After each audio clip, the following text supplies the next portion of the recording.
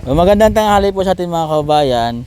At ngayon po, for today's vlog ay pupuntahan po natin si Ate Rialyn. Yung po yung tinulungan po natin sa putol. Yung po yung lumayas dahil sa kanyang asawa. Ngayon po ay hanapin po natin. Dito daw po sila nakatira sa Bulbok, Tuwi.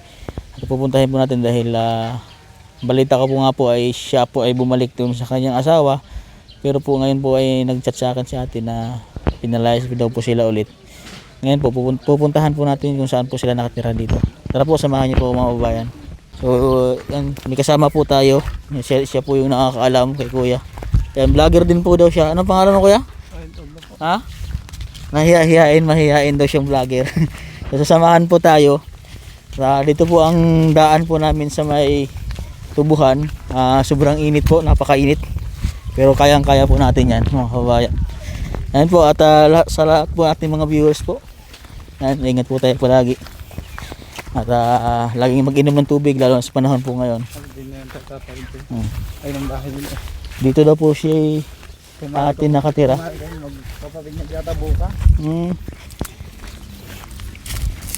Balita ko ay nandun daw siya sa kanyang parang lula-lula. Hindi daw siya nakatira doon sa kanilang bahay. Saan ba banda yung kanyang lula-lula?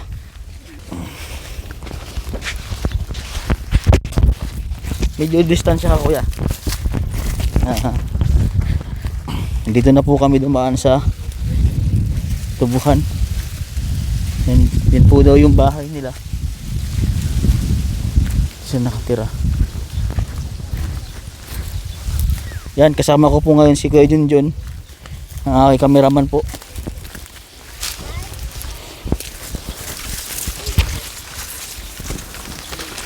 Yan, dito po. Ha? Pumasok na. Lampas na po sa akin yung tubo.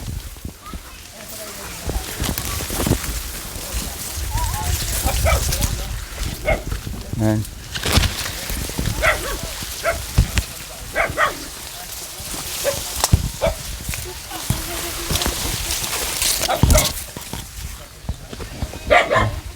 Dito po tayo lumusot. Po. Kain po. Kain po. Salamat po. Dito nakatira si Ate Ria? Ha? Andun po ngayon.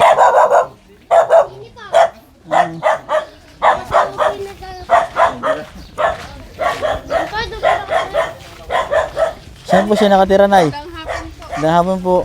Diyan po sa ating mga terrace.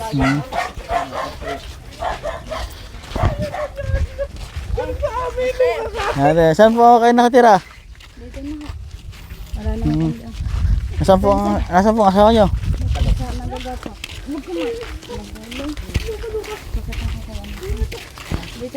Dito po kayo nakatira? Pwede mong papasok. Pasok po. Pwede po nga papasok. Papasok ko na nga kayo sila. Hindi po. Pinapasok naman po yung sinilas nila. Dahil ito po eh. Kano niyo po si ate? Wala, hindi po. Hindi ko kano-ano po ito. Siya po ang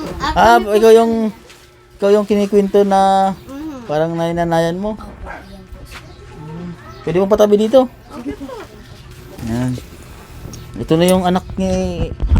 Saan yung anak mo ate? Ayan po. Yung bunso. Tulog. Po sa taas. Nasaan na si ano pangalan ni... Yung pangalan mo?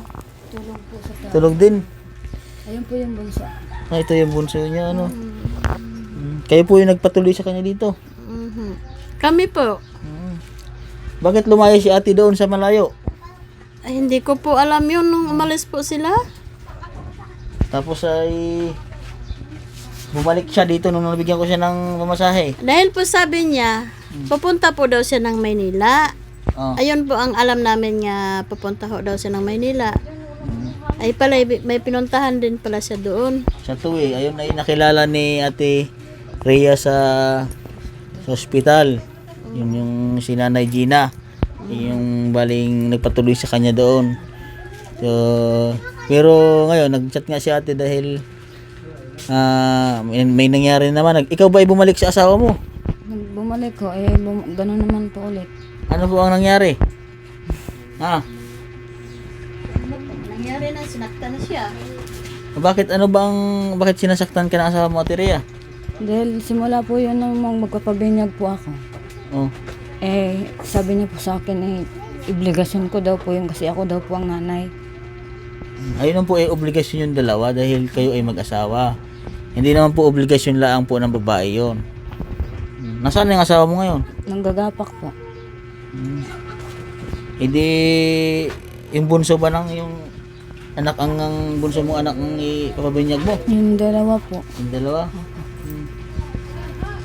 Paano yun? Kayo ngayon kayo na umalis na naman dun sa asawa mo? Pero ngayon sa ano po, ituloy ko na po ang desisyon ko na makipag-iwalay na po ako talaga. Ituloy pa. Paano na kayo maliliit pa ang anak mo? Mamasukan po ako ng trabaho. Iiwan ko lang po muna ang dalawa po sa Ito, kanila. papayag naman po kayo na iwan sa inyo yung anak niya. Wala po akong magawa. Yun na lang pong gagawin din, iiwan niya. Kung, sabi ko nga sa kanya, magharap muna kayo sa barangay. Opo. Kung magharap kayo sa barangay, papayag ako nga iiwan yung mga bata dito. Para hindi na siya mangialam. Kung ano man mangyari, magsuporta siya. Kung mayroon siyang ibigay, tanggapin ko din.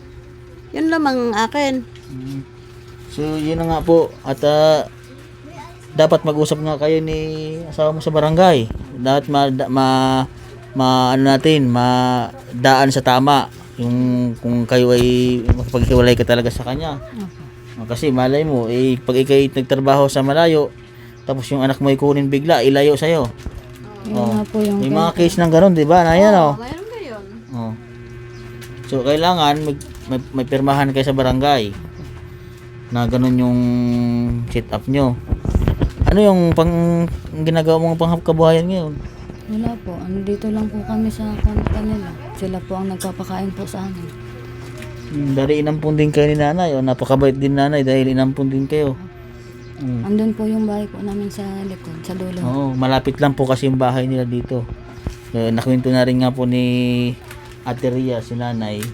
Yun po yung matagal na daw na parang nag-aalaga. Meron din po daw kayong inampun dito na iba. Mayroon naman yung babae yun. Kasama niya po doon sa pumunta. Ay, oo, yung parang dalang gingging na. Ampun nyo rin po yun.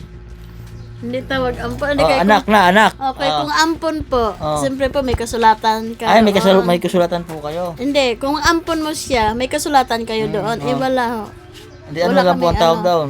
Siyempre, tinurin ko din siyang anak dahil pariwara din siya doon sa nanay niya Oo. Kinuha ko din siya doon. Hindi, kinuha mo na rin, kinuha mo na rin siya. So, yun yung ano ni Ate Rhea.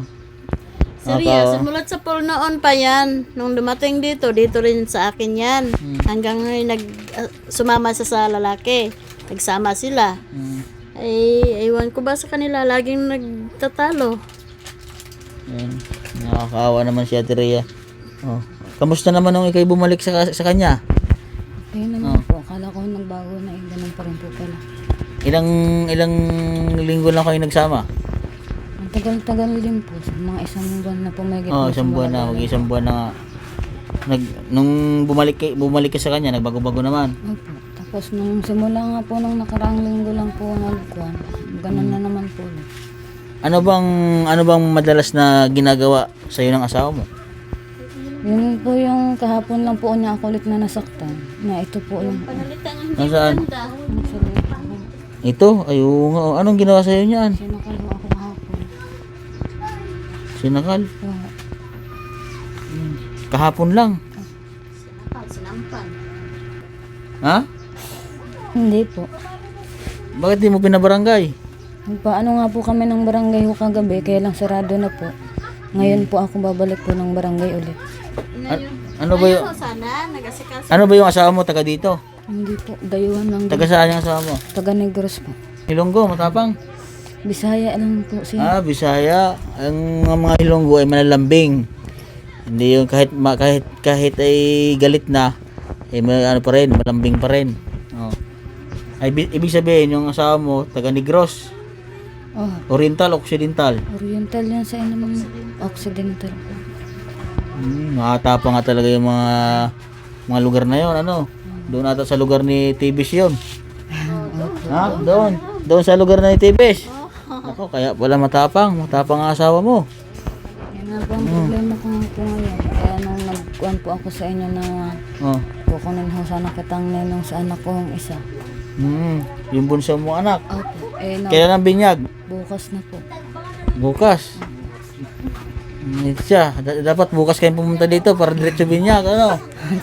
Paano babalik pa kami bukas. Ha? Kaya po. Oh. Siya, sige, titingnan namin ng aking cameraman kung makabalik kami dito bukas. Ano oras? Alas 8 daw po ang umpisa. Ito, dalawa. Dalawa po. Dalawa kunin nung sa dalawa. Dito po sa isa. Sa isa lang, sa bunso. Anong handa ng mga bata? Yun nga po yung pinaproblema ko ngayon. Kasi dito, pag sa Batangas, pag kayo nagpapabinyag anak, talagang may tumba baboy. May tumba baboy ba ikaw? Ha? Ano na lang yung balak mo handa? Mayroon na ho kaming nakon po sa ninong ho namin sa kasal na 5 kilo lang ho na karne. 5 kilo karne. Yung mga pansit-pansit at wala pa. Wala pa akong pambili. Oo. Nakaw. Ibig sabihin, kasal kayo ng asawa mo. Kasal pala kayo ng asawa mo, tapos ganyan yung ginawa sa'yo. Pwede mo maipakulong ang asawa mo. Pagka ganyan. Saan kayo kinasal? Dito na rin. Sa kasalang bayan po. Ang kasalang bayan. Oo. Sana naman kasal naman pala kayo ng asawa. Nasa legal lang pala yung pag-asawa yung dalawa. Ayun ay banal. Meron kang karapatan na siya ay pakulong o ano man, desisyon. Yun na lang po. At saka karapatan niya rin na kahit hindi na sustentuhan yung mga anak mo. Yun na lang po ang decision ko para wala na ho kaming kuan. Hindi ko ho siya kuan. Sa barangay lang po kami mag-aaral. Oo. Kasi kailangan po dito mga kapatid maging patas po tayo. Hindi ko po kasi kausap yung asawa niya, siyempre. At dahil mag-asawa nga sila o baka mayroon ding ano sa inyo at yun na may sa gitna lang naman kami kasi hindi ko pa naman nakakausap ang asawa mo mahirap din na nasa side lang namin kayo so babae lang, hindi pa natin nakakausap yung asawa mo kung ano talaga yung punot dulo ng inyong nangyari sa inyo sa pagsasama niyo yung dalawa. Di ba Nay? Tama po ano? Opo. Tama po. Kasi hindi natin yung asawa niya po ay nasa trabaho ngayon. Hindi natin natagpuan po dito. So bukas na yung binyag ng anak niya, wala pong handa. Wala ho Pansit, spaghetti, wala pangluhak ko sa karne, meron na. Ha? Wala pa po. Mayroong karne, 5 kilo, utang pa. Utang pa. Tapos pambili ng panglahok wala. Walang pambili. I-atras ko na nga po sana kagabi. Nagsabi po yung asawa po niya na ituloy na lang daw po kasi nagdagdag po kasi sila ng pambayad po sa simbahan para lang po mabuo ang pambayad sa simbahan. Magkano binayad sa simbahan? 4,000. 4,000 sino nagbayad noon? Bali nag-ambag-ambag po ang mga ninong-ninang na para lang po mabuo po yung pambayad. Hindi mabait yung ninong-ninang. Nabuo naman. Mabuo naman. So, nakakawa naman yung mga bata at bibinyagan at hindi daw pumayag yung ama at yun daw yung dahilan bakit nag-away sila. Pinalayas na naman kayo sa bahay nyo. Bali ako po ang nag-desisyon na po na umalis po. Ikaw yung sa pagkakataon ngayon, ikaw na yung desisyon. Kasi hindi ko na ho kaya yung mga pinagsasabi niya ho sa akin. Pero yung nakaraan nung pumunta kayo sa may balayan, ikaw ang nagpalayas, ikaw ang lumayas o siya? Ako lang ho. Ikaw lang ang Dahil lang lumayas bala ko noon. nga dapat po unang Maynila, dapat po ang alam po kasi nila Maynila po kami pupunta sa Montalban. Kaya ibig sabihin, hindi talaga totally na pinalayas kayo noon. Ikaw lang mismong umalis. Kami lang po ang umalis. Dahil sinasaktan ka. Katulad ngayon, may bakat nga siya dito. May bakat siya ng kamay dito na sinakal daw siya. Sinakal. Sinakal ka ng asawa mo. Ito yung mga sugat mo sa kamay. Ano yan? Dati na po yan nung doon po sa una ko pang asawa, blanco na pong utak ko. Anong ginawa? Tinaga? Hindi. Bubog po yan. Ha? Bubog po. Ano? Nagpakamatay ka? Muntik na po. Hindi ko Ayun, na. tingnan mo, may mga bakat po ng laslas sa kamay niya. 3 piraso yun, malalaki pa namang sugat. Binalak mo na rin magpakamatay dati. Alam ko na po ang utak ko noon. Kahirap din po ng ganyan, ano. Huwag mong gawin yun, ha. Ayun ay masama ang sarili mong buhay, ay ikaw din ang kikitil. Ayun ay malaking kasalanan yan sa taas. Ano. Huwag mong gagawin yun. Oh, buti, dyan lang ang laslas mo. Oh, ito malalim ito mga kabayan, oh. Ayun, oh. Ang lalim nito, oh. 2. Nadala ka sa ospital ni Ate Rhea yan? Bali, 7 tayo po yung bawat isa. Anong inan mo dyan? Bubog? Bali, ito po ikuan. Blade po talaga ito. Blade? Putol po ang ugat ko po dito. Buti hindi naputol yung pinakamay na ugat mo dito. Hindi po. Dahil nandilim na po ang paningin ko noon eh. Diyan ko lang po na ikuan. Bali, tig-isang ganun lang. Isang ganun mo lang yan. Eh ito, ano naman ito yung sa taas? Ganun din yan. Bubog man po ito. Sino nagdala sa ospital yan? Yung kapitbahay din po namin sa Isabel. Ay, nasa Isabela ka noon. Sa una ko pong asawa. Pangalawa ko lang po yun sila. Kasi huwag mong gagawin ni Ate Rhea, ha? Marami kasi nagtatanong po mga kababayan kay Ate Rhea, di ba ikay umalis? Bakit daw hindi ka nalang pumunta sa mga kamag-anak mo, mga kapatid, o mama at papa mo? Nasaan ba yung mga kapatid mo, mga magulang mo? Yung mga kapatid ko po ay may kanya-kanya na hong pamilya. Tsaka yung iba ko pong kapatid, hindi ko po alam kung nasaan po sila. Yung mama mo, nasaan? Patay na po. Yung papa mo? Ganon din po. Maliliit pa po kami na wala na po sila. Yung mga kapatid mo, hindi mo alam kung nasaan yung mga kapatid mo. Yung sa pagkaalam mo, saan lang sila naroon? Yung kuya ko po nasa Bicol po. Nasa Bicol. Alam mong nasa Bicol yung kuya mo. Pwede kang manawagan sa mga kapatid mo, malay mo, at naman ay nag-viral ka naman, marami nakapanood, malay mo isa sa mga kapatid mo ay nakapanood sa'yo, o pwede kang manawagan sa kanila. Singin ka doon sa camera, oh. Dali, at malay mo makapanood. Tingin mo doon ang mukha mo na ako po yung kapatid nyo na hindi niya po nakikita. Kilala mo pa mga kapatid mo kung anong mga pangalan ng kapatid mo. Pero hindi ko po alam kasi ilang beses ko na po sinearch sa Facebook. Hindi po talaga nalabas. Malay mo, wala lang silang Facebook. O kaya mayroon kasi na iba yung pinapangalan sa Facebook. May ganun kasi. Hindi nilalagay yung tunay na pangalan. Dali, ano masabi mo sa kanila? Ha? Kasi pagkakataon mo ito na makita mo yung mga kapatid mo, makilala mo sila, o malay mo mapuntahan ka dito ng mga kapatid mo, o may mag-message sa akin na ako yung kapatid ni Rhea. Yung kapatid ko po na nasa Maynila, hindi ko po alam kung nandoon kung saan po sila banda. Si Aisa Villamor po. Yung sa Maynila mo ang kapatid, ay yung nasa Bicol. Yung nasa Bicol po na si Kuya Ingo. Ha? Yung pangalan mo nasa Bicol, kapatid mo nasa Bicol? Kuya Ingo po, Ingo Villamor. Dalawa lang sila. Yung iba, hindi ko po alam ang pangalan ng iba po kasi hiwalay-walay ho kami. Ilang kayo magkapatid? 10 po kami. Madami pala kayo. Hindi mo alam kung nasaan yung mga kapatid mo. Yung ate ko naman po, nasa Cavite, pero hindi ko alam kung nasaan sila dyan. Anong pangalan? Lani po, Lani Villamor. Lani Villamor. Hindi mo alam kung sino-sino yung ibang mga kapatid. Nabanggit mo 3 na. Pang-4 ka, may 5 pa. Yung 5 alam mo. Hindi ko na po alam kung ano pong mga pangalan kasi maliliit pa lang po eh. Ilang taon ka ba umalis sa lugar nyo? Sa Cebu ka nang galing? Sa Cebu? Bali, sa Manila na po kami naglakihan. Sa Bagong Silang po. Di sa Maynila na kayo naghiwalay-hiwalay? Opo. Sa Maynila na po. Bali, dito lang po kami naglakihan po sa Caloocan. Ang mga kapatid ko po ay kuwan. Hindi ko alam kung saan ho sila banda dinala ng nanay ko dati. Hindi mo alam? Opo. Siya. At sana ay mapanood dito ng mga kapatid mo.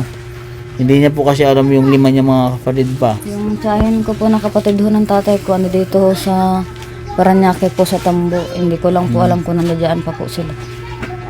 Hindi mo alam. Siya at pagdasal mo na mapanood nila to, yung video natin, para makita ka ng mga kuya mo, mga kapatid nyo, na ganito ang kalagayan niyo po mga kabayan dito sa Batangas. Si Ate Rhea po ay naghihirap po na sinasaktan po siya ng kanyang asawa. Bali, ang ano ko lang po, hindi po ako sa nagpa-interview po na pinapahama ko po yung alaw. Kaya lang,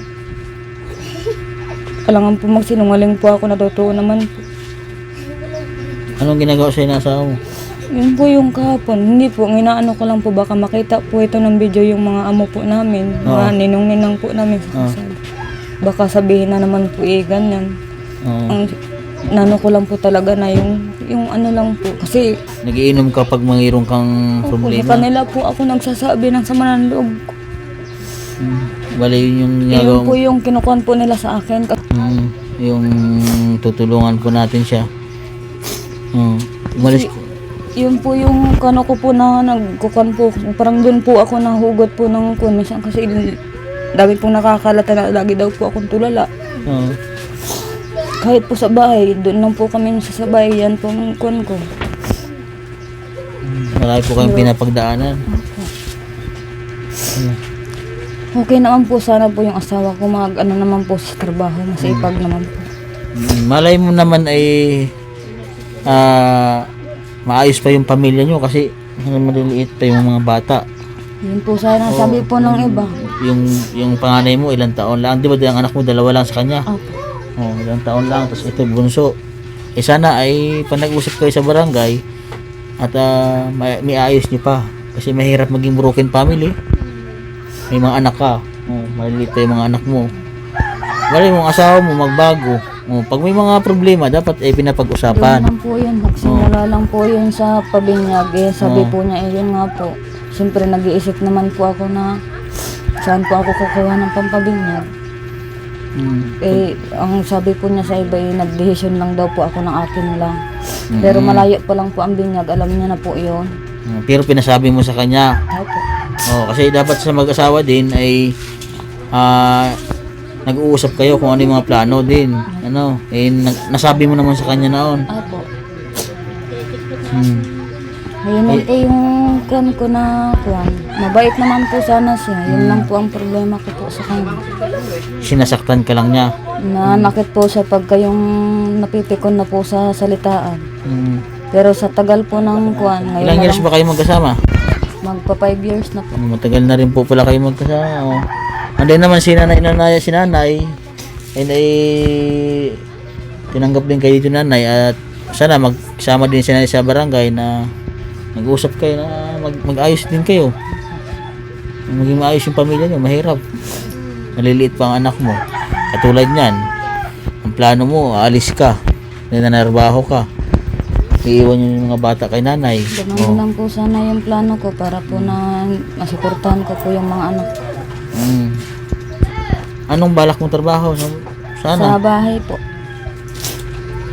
Meron ka ng papasukan. Dalawa po kami ng ninang namin po sa kasal. Dalawa. Anak din po. Nanay. Ito. Saan kayo pa magpasukan? Doon po daw sa Kalaka. Meron na kayong papasukan. Magkano ang sahod doon? 5 starting po. Kasi meron naman pong kuhan. Sige, mamaya kausapin ko kayong dalawa. Para kasi meron akong alam na pasukan ng trabaho. Libre na lahat yun. Ganon din.